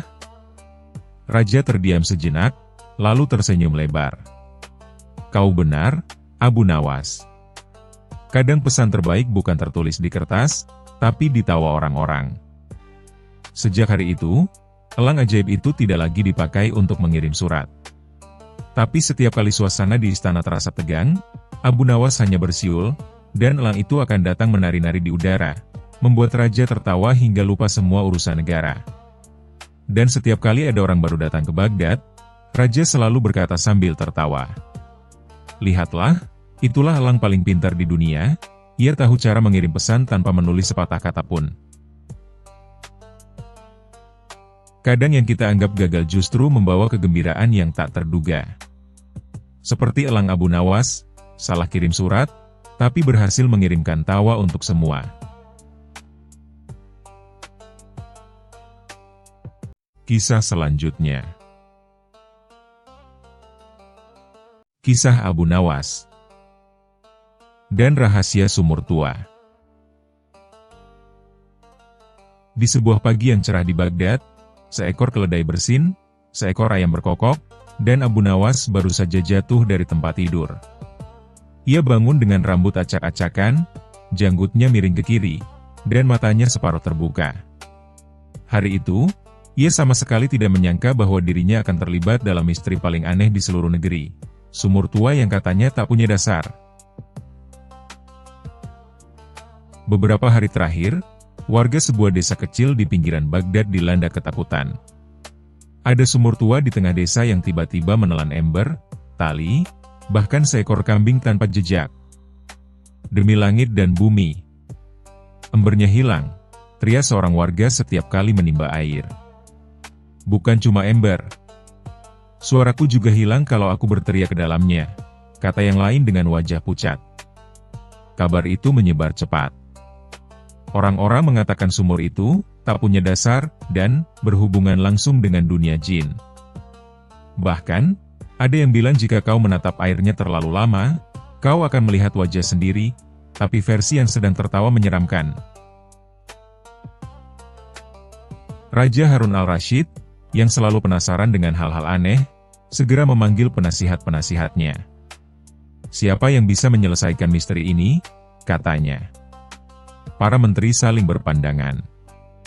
"Tuanku, mungkin ini kerja jin jahat," ujar satu menteri. "Mungkin sumurnya menembus ke neraka," ujar yang lain sambil gemetar. Raja mendesah panjang. "Kalian semua penakut. Di mana Abu Nawas? Dia selalu punya cara," entah itu gila atau jenius. Abu Nawas datang dengan langkah santai, sorban putihnya sedikit miring, dan senyum licik khasnya. Ada apa gerangan, Baginda? Apakah sumur Baginda ingin naik pangkat jadi kolam kerajaan? Katanya sambil menunduk dengan gaya jenaka. Raja hampir tertawa. Abu Nawas, rakyatku ketakutan karena sumur yang katanya tak punya dasar. Aku ingin kau selidiki. Tapi ingat, jangan sampai kau ikut hilang di dalamnya. Abu Nawas mengelus janggutnya. Baiklah, Baginda. Tapi jika aku menemukan jawabannya, tolong beri aku hadiah yang tidak punya dasar juga. Raja tertawa keras. Kau memang tak punya malu, Abu Nawas. Tapi aku janji, kalau kau berhasil, aku akan memberimu hadiah besar. Abu Nawas berangkat ke desa bersama 2 pengawal dan seekor keledai. Ketika sampai, para warga berkerumun di sekitar sumur tua itu. Sumur itu tampak biasa, tapi udara di sekitarnya terasa dingin, dan gema suara aneh terdengar setiap kali seseorang berteriak ke dalamnya. Siapa di dalam sana, Aa? Teriak warga. Suara itu menjawab, sana Aa. Orang-orang langsung menjerit ketakutan. Tapi Abu Nawas malah tertawa. Ha! Kalau ini dunia jin, setidaknya mereka sopan menjawab. Ia berjongkok dan menatap ke dalam sumur. Dalam sekali. Gelap sekali. Dan benar saja, kalau dijatuhkan batu, tak terdengar bunyi jatuh sama sekali. Ini menarik, gumamnya. Malamnya, Abu Nawas meminta bantuan warga. Ia mengikat seutas tali panjang ke pinggangnya dan memberi ujungnya kepada pengawal. Kalau aku berteriak, tarik aku sekuat tenaga, katanya. Apa yang akan kau lakukan, Abu Nawas? Tanya warga cemas. Aku akan turun ke perut bumi, atau mungkin ke dapurnya jin, jawabnya dengan senyum lebar. Ia pun turun perlahan. 10 langkah, 20 langkah, 100 langkah, masih belum sampai dasar. Udara makin lembab, dan suara tetesan air menggema aneh. Tiba-tiba, biur. Abu Nawas terperosok ke dalam air. Tarik aku. Tarik, teriaknya sambil berkecipak. Begitu sampai di atas, tubuhnya basah kuyup dari ujung sorban sampai ujung sandal. Semua warga menatapnya penuh tanya. Bagaimana, Abu Nawas? Kau bertemu jin? Tidak, katanya sambil menggigil.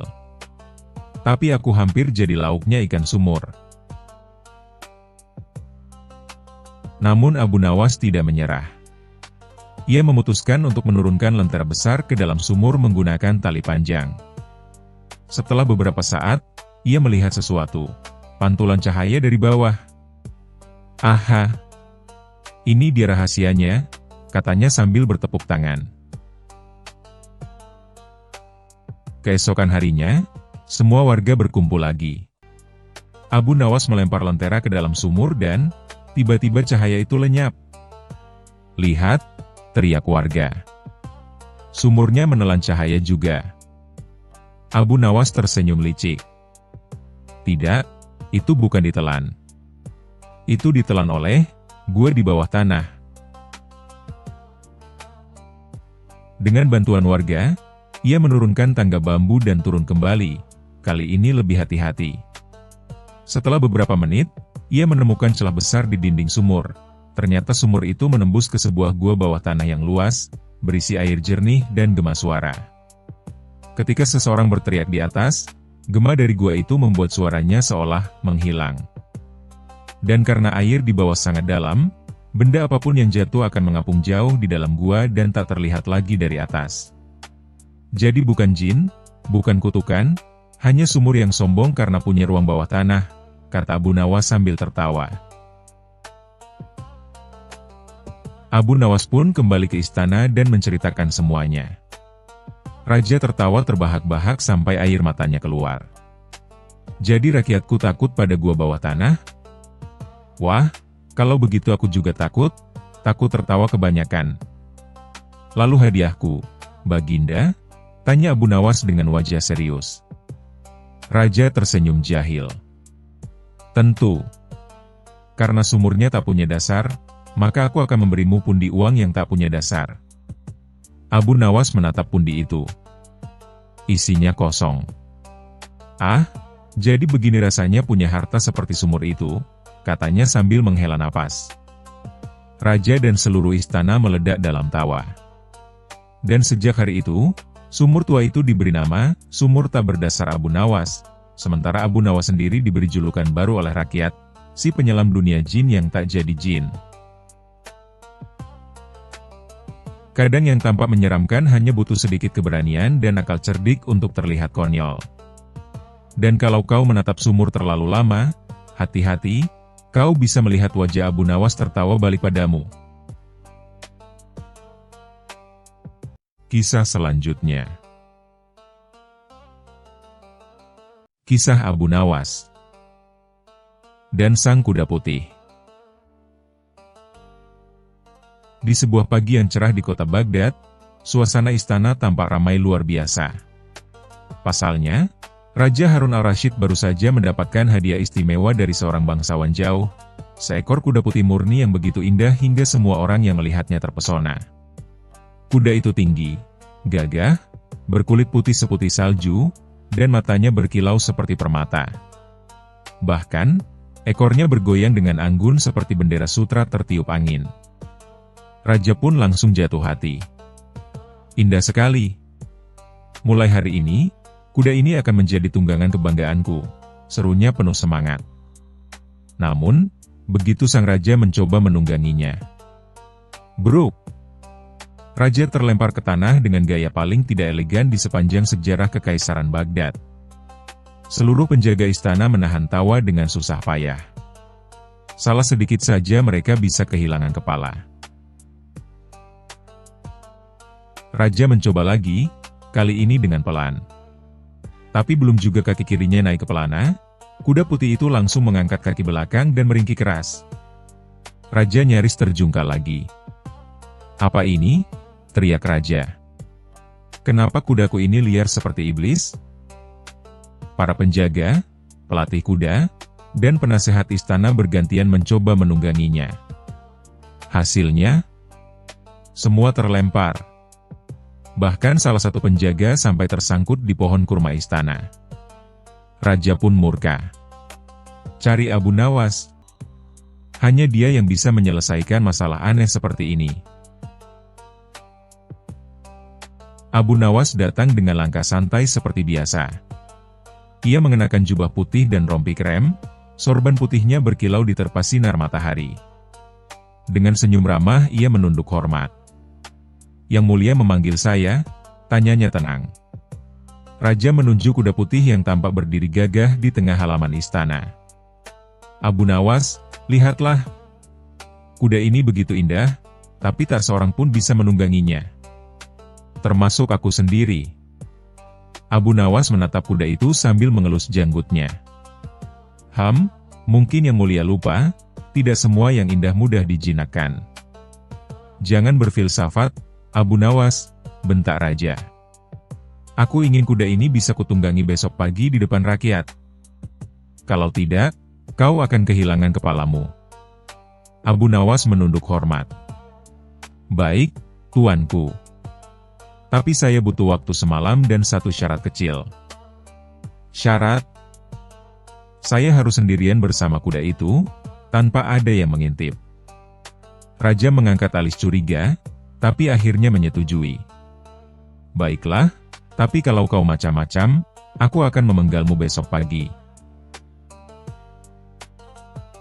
Malam pun tiba. Kandang istana sepi. Abu Nawas membawa lentera kecil dan berdiri di depan kuda putih itu.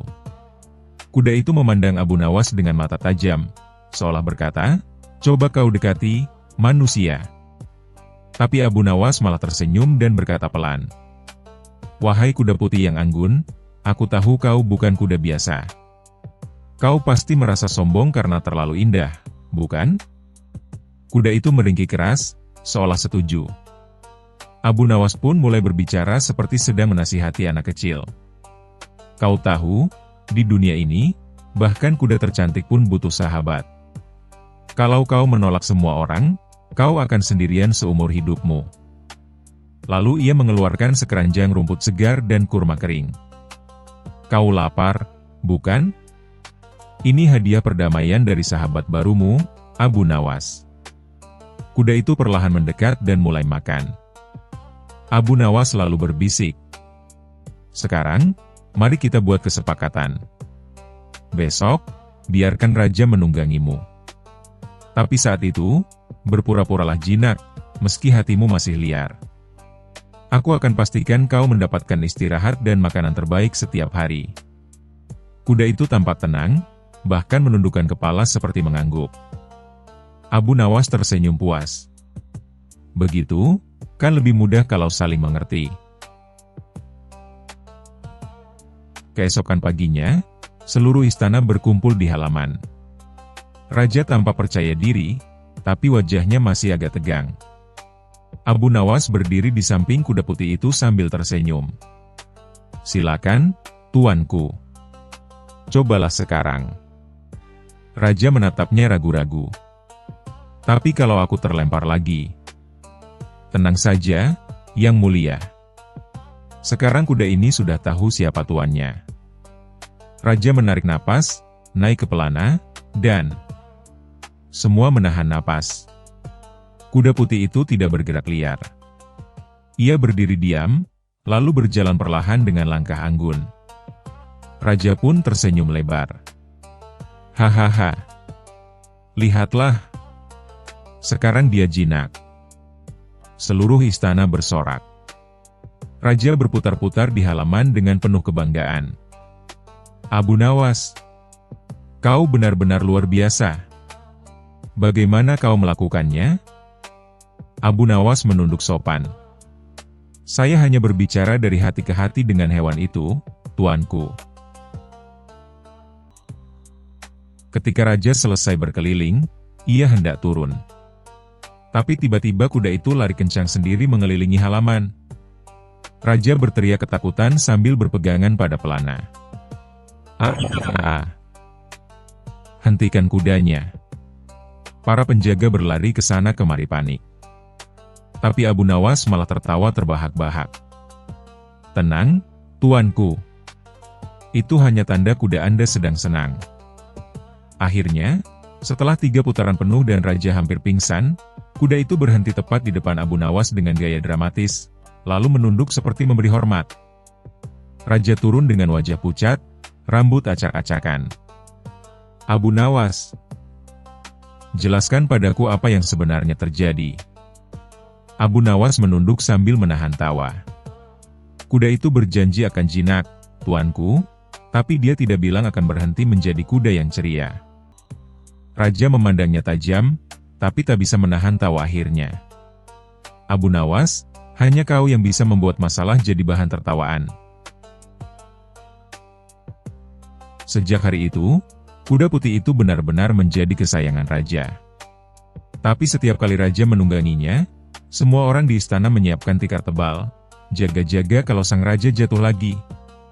Abu Nawas pun mendapat hadiah besar dari raja, sekantong emas dan 1 keranjang rumput segar, untuk diberikan pada teman barunya. Sambil berjalan keluar istana, Abu Nawas berbisik pada dirinya sendiri. Kadang, untuk menjinakkan sesuatu yang liar, kita hanya perlu berbicara dengan bahasa yang mereka pahami, yaitu humor dan kesabaran. Dan dari jauh, terdengar kuda putih itu meringkik, seolah sedang tertawa bersama Abu Nawas. Kisah selanjutnya. Kisah Abu Nawas dan misteri kebun buah yang raib dalam semalam. Di suatu pagi yang cerah di negeri Baghdad, udara terasa segar dan burung-burung berkicau riang. Tapi pagi itu, seorang pedagang kaya bernama Tuan Basir justru berteriak-teriak di tengah pasar sambil memegangi kepalanya. Celaka! Kebunku! Kebunku hilang! Raib begitu saja, teriaknya panik. Penduduk pasar berhenti beraktivitas. Kebun bisa hilang? Apa dicuri jin? Tanya salah satu warga dengan polos. Bagaimana aku tahu? Semalam kebunku penuh pohon buah. Ada delima, kurma, apel, dan anggur. Tapi pagi ini, semuanya lenyap. Tanahnya pun gundul seperti kepala penjual bawang itu. Katanya menunjuk si penjual bawang yang langsung menutupi kepalanya dengan keranjang. Kabar, kebun hilang, itu menyebar cepat hingga sampai ke telinga Raja Harun al-Rasyid. Sang raja yang terkenal penasaran itu langsung memanggil Abu Nawas ke istana. Abu Nawas, kata raja sambil mengelus janggutnya, kau tahu apa yang paling aneh di dunia ini? Abu Nawas menjawab santai, tentu saja, Baginda. Rambut yang tumbuh di hidung, tak berguna tapi susah dihilangkan. Semua orang di ruangan tertawa, kecuali sang raja. Bukan itu, Abu Nawas. Yang paling aneh adalah kebun bisa hilang dalam semalam. Aku ingin kau menyelidiki ini. Kalau kau bisa menemukan kebun itu, aku beri hadiah besar. Tapi kalau tidak, raja berhenti sejenak sambil mengangkat alis, kau akan jadi penjaga kandang unta selama sebulan. Abu Nawas tersenyum licik. Baik, Baginda. Tapi izinkan saya membawa satu hal penting. Apa itu? Tanya raja. Perut kosong. Karena kalau saya lapar, akal saya berjalan lebih cepat. Raja menggeleng, baiklah, pergilah sebelum aku berubah pikiran. Abu Nawas mendatangi lokasi kebun Tuan Basir. Benar saja, yang tersisa hanyalah tanah kering tanpa satupun batang pohon. Kebun ini tidak hilang, tapi dipindahkan, gumamnya. Dipindahkan? Tuan Basir terkejut. Mana mungkin kebun bisa dipindahkan, Abu Nawas? Abu Nawas jongkok, mengamati tanah. Tidak ada bekas akar yang dicabut, tapi ada jejak roda besar dan bekas air. Kau tahu siapa yang suka memindahkan barang besar malam-malam? Pencuri? Tebak Tuan Basir.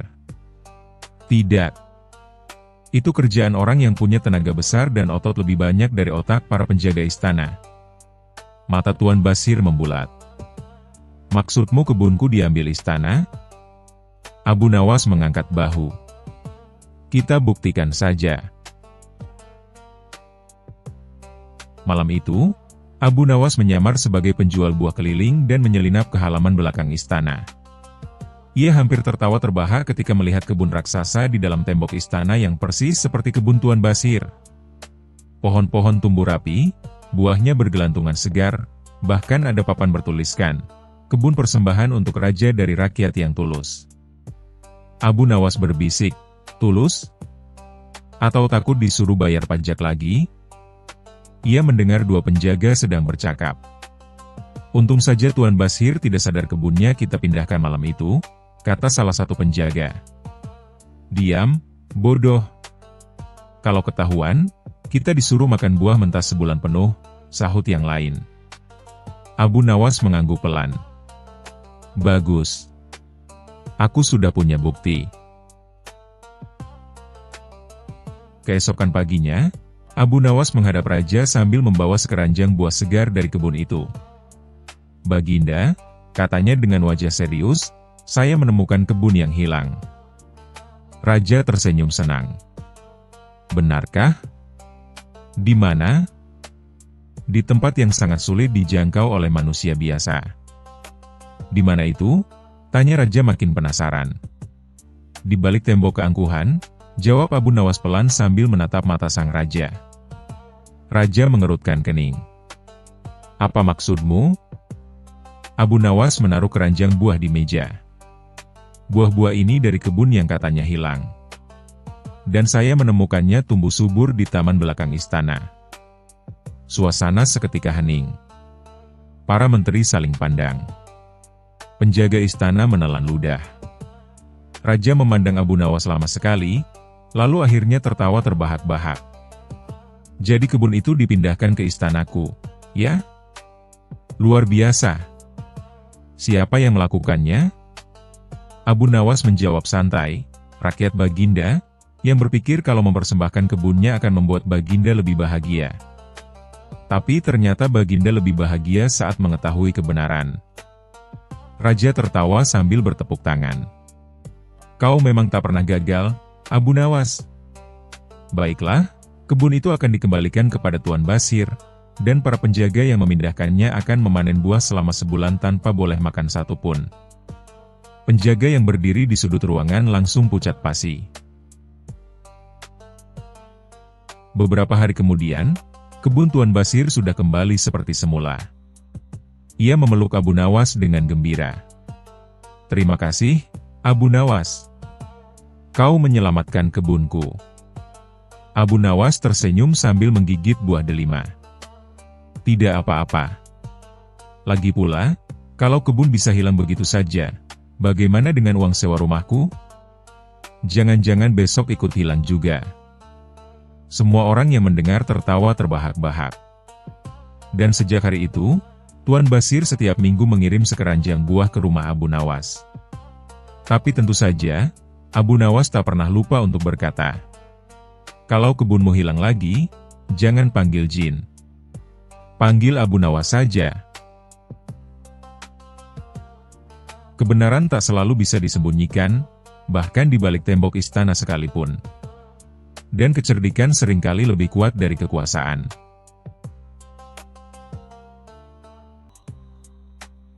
Kisah selanjutnya. Kisah Abu Nawas dan tamu misterius. Pada suatu malam yang gelap di kota Baghdad, suasana istana tampak lebih tegang dari biasanya. Raja Harun al-Rashid duduk di singgasananya dengan wajah cemas. Di depannya berdiri para pengawal yang pucat pasi. Baginda, lapor salah satu pengawal dengan suara bergetar, ada tamu misterius yang datang tanpa undangan. Ia menolak menyebut namanya. Hanya berkata, aku datang membawa rahasia besar untuk sang raja. Raja terkejut sekaligus penasaran. Rahasia besar? Suruh dia masuk, perintahnya. Pintu istana terbuka perlahan. Masuklah seseorang berjubah hitam panjang, wajahnya tertutup kain, dan ia berjalan pelan seolah-olah sedang menyembunyikan sesuatu. Semua mata tertuju padanya. Langkahnya menimbulkan gema menyeramkan di lantai marmer istana. Siapa kau? Tanya raja dengan nada waspada. Tamu itu menjawab dengan suara serak, aku datang membawa pesan dari tempat yang tak bisa disebutkan. Raja makin curiga. Katakan pesannya. Tamu itu menunduk dan berbisik, tapi hanya boleh aku katakan kepada orang yang paling cerdik di kerajaan ini. Raja menatap sekeliling. Ia langsung teringat pada satu nama yang selalu membuatnya tertawa dan kesal sekaligus. Panggil Abu Nawas, seru raja. Tak lama kemudian, Abu Nawas datang dengan langkah santai, sorban putihnya sedikit miring, dan senyum jenakanya tak pernah hilang. Ia menyapukan pandangannya pada seluruh ruangan, lalu menatap sosok berjubah hitam itu dengan alis terangkat. Wah, ada tamu misterius. Jangan-jangan ini utusan dari negeri jin, candanya, membuat para pengawal nyengir ketakutan. Raja menjelaskan situasinya. Abu Nawas, tamu ini menolak menyebutkan nama dan asalnya. Katanya membawa rahasia besar untukku. Coba kau periksa, siapa dia sebenarnya. Abu Nawas mengelus jenggotnya dan berlagak serius. Baiklah, Baginda. Tapi kalau nanti ternyata dia hantu, saya minta izin untuk kabur duluan. Raja hampir tertawa tapi menahan diri. Lakukan tugasmu. Abu Nawas berjalan mengitari tamu itu sambil memperhatikan dengan seksama. Ia lalu mendekat dan berkata pelan, kalau kau datang membawa rahasia besar, setidaknya jangan pakai jubah hitam tebal di malam yang panas begini. Pasti kau menyembunyikan sesuatu. Tamu itu diam saja. Abu Nawas lalu menepuk pundaknya. Plak, dan tiba-tiba jubah hitam itu tersibak. Semua orang terkejut. Di balik jubah hitam, ternyata ada menteri istana yang sombong, yang selama ini terkenal suka menipu rakyat dan mencari muka di depan raja. Semua bersorak. Raja berdiri dengan wajah marah. Menteriku sendiri. Mengapa kau menyamar seperti ini? Menteri gugup. Aku hanya ingin menguji keamanan istana, Baginda. Abu Nawas tertawa geli. Uji keamanan? Oh, jadi menyelinap malam-malam dan menakut-nakuti pengawal itu bagian dari ujian? Luar biasa. Besok mungkin kau bisa mengujinya lagi dengan berpura-pura jadi maling. Semua orang meledak tertawa, termasuk raja yang akhirnya tidak tahan menahan tawa. Raja berkata sambil tersenyum lebar, Abu Nawas, hanya kau yang bisa membuat masalah menjadi bahan tawa. Karena itu, kau pantas mendapatkan hadiah.